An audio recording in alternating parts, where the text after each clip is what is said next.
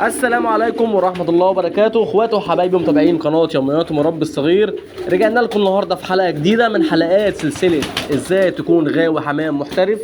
النهارده هنرجع لحلقات الفرخ تاني وحلقات الزغاليل وحلقات الانتاج. النهارده هنتكلم عن وصفة من البيت، مش هتكلفنا حاجة وبتتكون من حاجات بسيطة جدا، حاجات موجودة في كل بيت، ولكن النتائج بتاعتها يا جماعة ممتازة يعني بكل المقاييس، عن تجربة وعن خبرات. مش بنطلع نقول أي كلام وخلاص. النهاردة عشان خاطر ندخل في موضوع الحلقة على طول من غير أي مقدمات، هنتكلم عن وصفة ازاي نسمن الزغلول بتاعنا وتنفع من عمر يوم لحتى عمر الفطام، ومغذية جدا للحمام الكبير. وهقول لكم دلوقتي مكونات الوصفة ايه، وهقول لكم فوائدها بالمرة. على بركة الله نبدأ الحلقة بتاعتنا. النهاردة يا جماعة بنتكلم عن دي او العيش بتاعنا العادي، تمام، اللي هو العيش. طبعا زي ما احنا عارفين العيش ده بيتكون من القمح والخماير والاملاح، ملح الطعام والخماير اللي هي الجافه، خميره فوريه، وبيتكون من القمح. طبعا الحاجات دي كلها مفيده للحمام. النهارده بقى الجديد اللي هنضيفه على خلطه العيش دي، هنجيب شويه او حلبه مطحونه من بتاعه البيت اللي موجوده عندنا في اي بيت، تمام. وهنبدا نرش رشه بسيطه كده على العيش بتاعنا زي ما حضراتكم شايفين. دي صينيه وحاطين مقطعين عليها العيش ورشين عليها شويه منه، مثلا ما يجوش 100 جرام او 120 جرام، عفوا حلبه.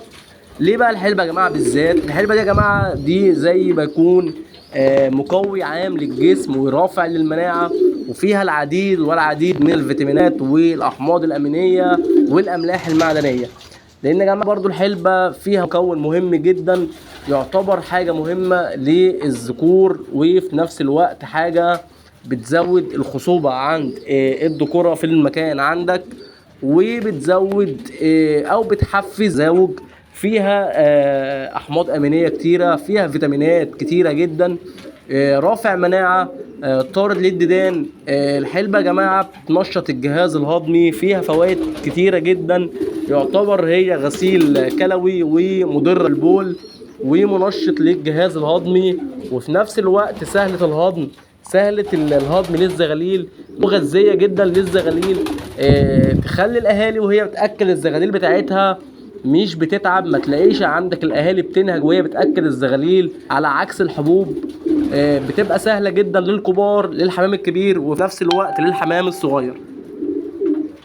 طيب ايه تاني يا جماعه برضو علشان خاطر ممكن نضيفه على الخلطه ديت؟ لو انت حابب تجيب كيس خميره فوريه وترش رشه بسيطه كده، ما تكترش، تمام، مفيش اي مانع، مفيش مشكله. ممكن اي اضافات من البيت عندك انت عايز تضيفها، ممكن تضيفها عادي جدا، مفيش اي مشكله.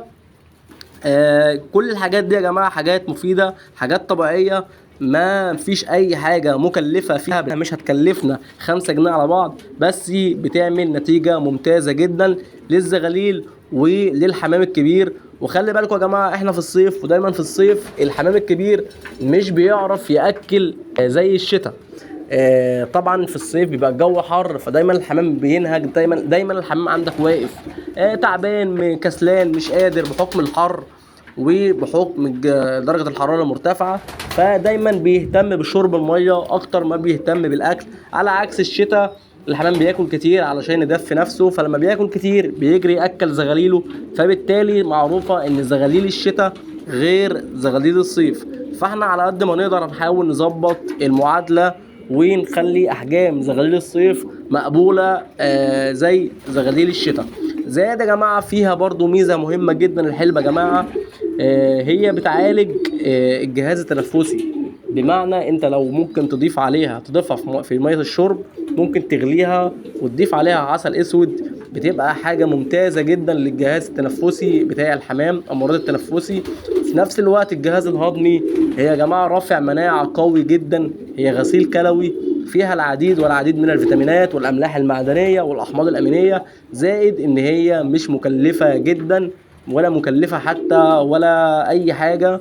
زائد يا جماعه الحلبه بصفه عامه هي مهمه للبني ادمين قبل ما تكون مهمه للحيوانات والطيور. هي يعني بتعالج الانيميا. احنا كبشر بتعالج عندنا الانيميا. دايما الست الوالده او الست في بعد الولاده بينصحوها ان هي تشرب حلبه علشان خاطر بيغذي الامهات، وفي نفس الوقت بيساعد على تكوين اللبن للام عشان خاطر الجنين بتاعها او علشان خاطر الطفل بتاعها. فمعنى كده يا جماعه ان هي حاجه مغذيه وحاجه مفيده جدا. زائد العيش الطري دوت فيه املاح، نسبه بسيطه من الاملاح اللي الحمام بيحتاجها، زائد الخميره، زائد القمح. فطبعا حاجه زي كده انا انصحكم بيها يا جماعه تتعمل مره اسبوعيا لمرتين اسبوعيا، ما تكترش عن كده. تمام. زائد الحبوب، وفي نفس الوقت هي تغيير علشان خاطر الحمام بتاعنا ما يزهقش من الكلفه وما يزهقش من الحبوب. فانت كل فتره زي ما اتفقنا ان احنا بننوع مصادر الاكل بتاعتنا، مش كلها كلفه بس. زي ما قلت لحضراتكم مره عيش، دي هتساعد معانا في تقليل التكلفه بتاعتنا في دراسه الجدوى. الناس اللي عندها كميات، الناس اللي بتربي مشاريع، الناس اللي عايزه على قد ما تقدر تبقى التكلفه عندها قليله، ما تشتريش ادويه ولا فيتامينات ولا تشتري اي حاجه يا جماعه مش هتكلفنا 5 جنيه بس نتائجها ممتازه. هتوفر معاك هي وجبه زي انت طالع تعشي طيورك بعد العصر، وجبه هتوفر معاك الكلفه. بدل ما هتاكل 2 كيلو كلفه او كيلو كلفه، لو عندك كميه هتقطع 5 6 7 رغيف عيش مش هيكلفوك حاجه، على شويه رشه خميره، على رشه حلبه. كل ده يا جماعه ببلاش، وكل دوت حاجات ممتازه جدا. مش عايز يعني يعني اعيد اللي انا بقوله، بس فعلا يا جماعه حرفيا. زائد يا جماعه برضو انا فيها مميزات ان هي مهمه في فتره القلش. احنا يا جماعه الايام دي في شهر 7، النهارده يعتبر في نص 7 او 16/7 او 17/7 او 18 تقريبا. تمام. معرفش الفيديو هينزل امتى بس تقريبا يا جماعه احنا بدأ عندنا القلش. انا حرفيا الحمام عندي كله بيقلش، الاوضه كلها ريش، لسه كنسها وفيها ريش. فطبعا مهم جدا في فتره القلش عشان تعوض الطيور بتاعتنا وتعوض الحمام بتاعنا ويطلع الريش بتاعه الريش الجديد ريش ناعم، ريش قوي. في نفس الوقت يا جماعه قلت ان هي طارده للديدان، فمش مش هتكلفك ادويه ولا علاجات ولا مضادات حيويه ولا هتكلفك حاجه. لا، هي العمليه كلها حاجات ببلاش، وفي نفس الوقت شغاله اكتر من بتعالج اكتر من مشكله عندنا، وفي نفس الوقت هي مقوي ومنشط. زائد يا جماعه يعني ان هي بتبسط الحمام كطعم. يعني هي اي يا جماعه اي حبوب عامه، يعني انا بفضل بحط الحبوب كامله، مش بحب ان انا اطحن او ان انا استخدم مثلا اللي هو الحلبه البودره او الكلام ده او البصل البودر او الحاجات البودر. على فكره يا جماعه البصل احنا لو قطعناه الحمام بياكله، لو قطعناه بالمره برضه مش موضوعنا، بس انا مش بحب الحاجه البودر، بحب الحاجه بطبيعتها بقيمه بتاعتها كامله. مش بحب ان هي زي مثلا حبايه الذره ما بحبهاش ناكلها تشيشه. حبايه الذره على بعضيها بتبقى قيمتها والسعرات الحراريه بتاعتها عاليه جدا، غير لما نكسرها تبقى تشيشه، بتبقى عرضه للتلوث وعرضه للامراض وعرضه للرطوبه والبكتيريا والفيروسات، غير من بتكون حبايه كامله بتكون طبعا مغذيه اكتر للحمام. قيس على كده بقى اي حاجه.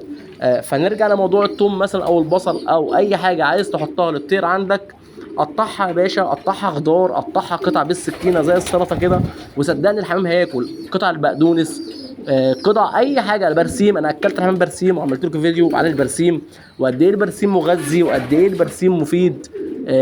حتى عندنا اخواتنا الفلاحين واهالينا لما بيكون عندهم بهايم بوالده او حاجه، بيقول لك البرسيم بيزود اللبن وبيزود بيغذي الجنين، وفي نفس الوقت بيزود اللبن عند البقر والجاموس علشان خاطر يعرف يرضع.